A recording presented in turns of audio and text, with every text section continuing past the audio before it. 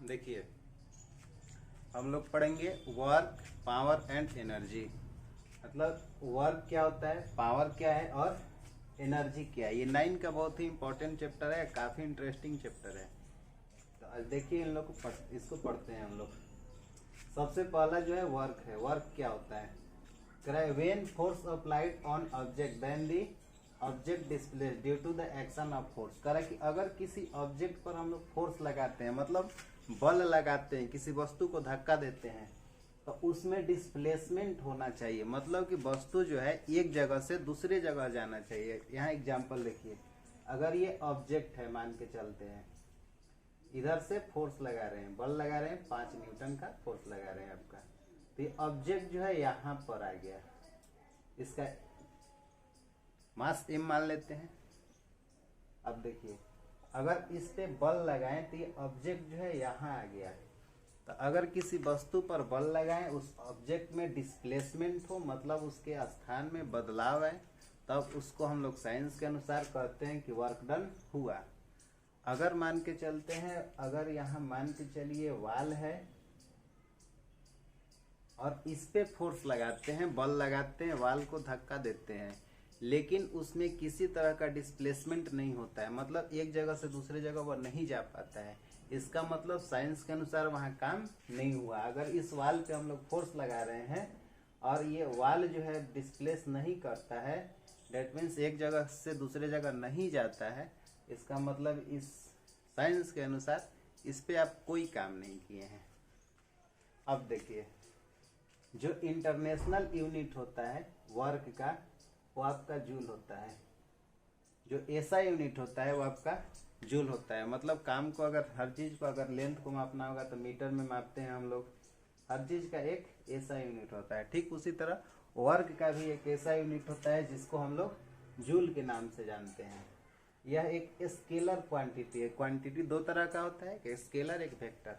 तो इसमें क्या होता है कि सिर्फ मैग्नीट्यूड रहता है आपका, तो जिसमें सिर्फ मैग्नीट्यूड रहता है उसको हम लोग स्केलर क्वांटिटी कहते हैं, और जिसमें मैग्नीट्यूड और डायरेक्शन दोनों रहता है उसको हम लोग वेक्टर क्वांटिटी कहते हैं। तो वर्क में जो आपको सिर्फ मैग्नीट्यूड देखने को मिलेगा, ठीक है, इसलिए एक स्केलर क्वांटिटी है।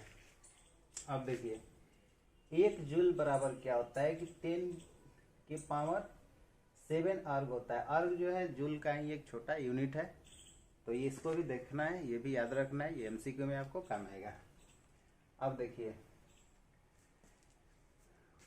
वर्क जो होता है, अगर इस पे फोर्स लगे हैं तो इसमें डिस्प्लेसमेंट होता है। तो अगर डिफिनेशन के अनुसार चलेंगे आपको, तो वर्क बराबर होगा force into displacement.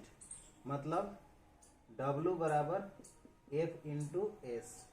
F force है आपका और S जो है डिस्प्लेसमेंट है आपका। तो अगर दूसरा फॉर्मूला इसी से हम लोग ड्राइव कर सकते हैं। वर्क बराबर क्या होता है, अगर ग्रेविटेशनल चैप्टर पढ़े हैं तो उसमें लिखा होगा, देखे होंगे, मास इंटू ग्रेविटी। तो यहाँ मास इंटू ग्रेविटी हो गया आपका, और डिस्प्लेसमेंट जो है यहाँ h हाइट ले लेते हैं, मान के चलिए कहीं से गिरा है तो उसको हम लोग h ले लेते हैं, ठीक है ना।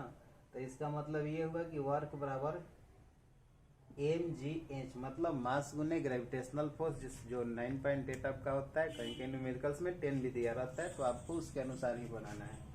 तो इसको हम लोग ले लेंगे mass into gravity into height, मतलब mgh आपका फॉर्मूला आता है दूसरा। मतलब किसी हाइट पर से अगर कोई ऑब्जेक्ट को गिराते हैं तो डायरेक्ट हम लोग ये फॉर्मूला से बना सकते हैं, कोई डाउट नहीं है।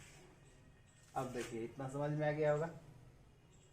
ये पहला फॉर्मूला है। दूसरा तीसरा फॉर्मूला देखिए, वर्क बराबर एफ एस कॉस थीटा। मतलब मान के चलिए कोई ऑब्जेक्ट है और उस ऑब्जेक्ट को हम लोग क्या करें, किसी एंगल से खींचते हैं। जैसे अगर मान के चलिए यहाँ ऑब्जेक्ट है और एक यहाँ बच्चा है, ठीक है, और इसको ये खींच रहा है बच्चा हाथ से, ठीक है ना, इसको ये खींच रहा है। तो ये देखिए ऑब्जेक्ट को ये जो है वो बच्चा खींच रहा है। तो यहाँ देखिए एंगल बन रहा है ना, डिस्प्लेसमेंट इधर होगा, फोर्स का डायरेक्शन इधर है। तो यहाँ पे जो एंगल होता है इसको मान के चलते हैं थीटा। तो अगर इस एंगल से अगर खींच रहा है, कोई ऑब्जेक्ट को एंगल बना के खींचा जा रहा है, तो वर्क बराबर होता है एफ एस कॉस थीटा। ठीक है, अब यहाँ आपको थीटा का वैल्यू रखना पड़ेगा, जिस एंगल से यहाँ खींच रहा है उसको यहाँ रखना पड़ेगा, तब जाके वर्क डन निकलेगा। अब देखिए, अगर यहाँ से देखेंगे तो वर्क किस पे डिपेंड होता है? वर्क जो है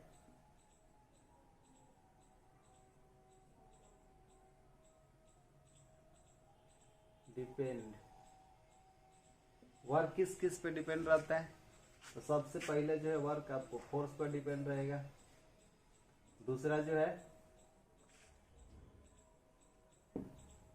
वर्क जो है डायरेक्टली प्रोपोर्शन फोर्स लिखिए, वर्क जो है डायरेक्टली प्रोपोर्शन डिस्प्लेसमेंट रखिए।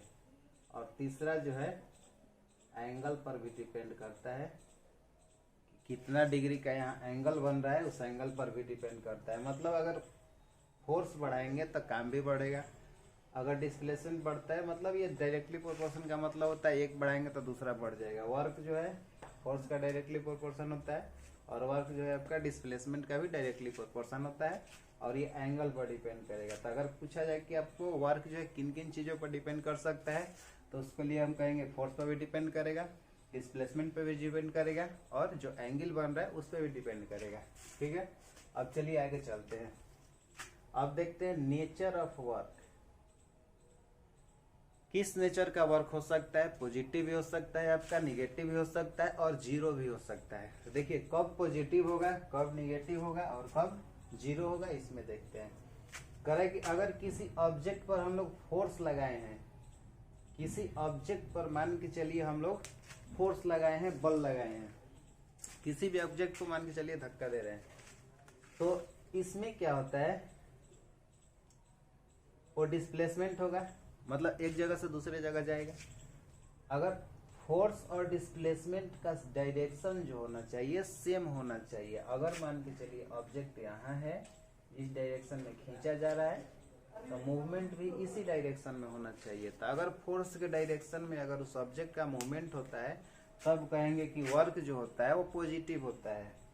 अगर थीटा, यहाँ जो एंगल बनता है, इन दोनों के बीच में जो एंगल बनता है, मान के चलिए यहाँ से कोई खींच रहा है ऐसे, तो इन दोनों के बीच में जो एंगल बनता है वो 90 से कम होना चाहिए। 90 से कम का मतलब आपको हो गया ये एक्यूट एंगल होना चाहिए। एक्यूट एंगल आप समझ रहे हैं, जो 90 से कम होता है, 0 से अधिक होता है, उसको हम लोग एक्यूट एंगल कहते हैं।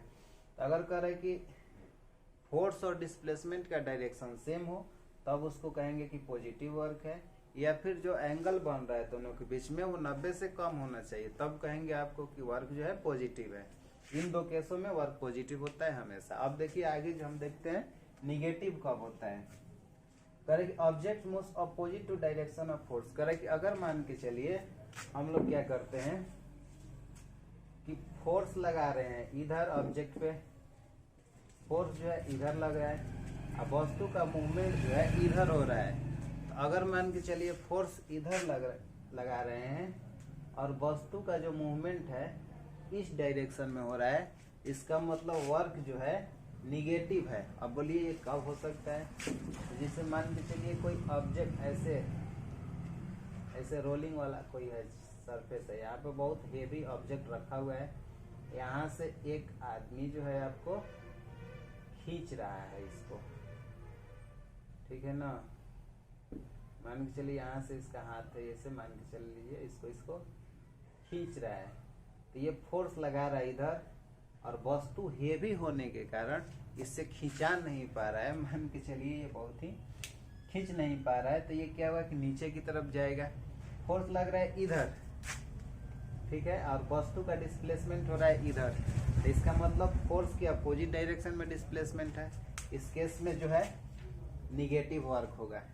या फिर मान के चलिए थीटा जो होता है, जो एंगल होता है 90 से अधिक हो गया। अब देखिए डिस्प्लेसमेंट इधर हो रहा है, इधर हो रहा है, फोर्स इधर लग रहा है, ये एंगल जो है आपको 90 से अधिक है।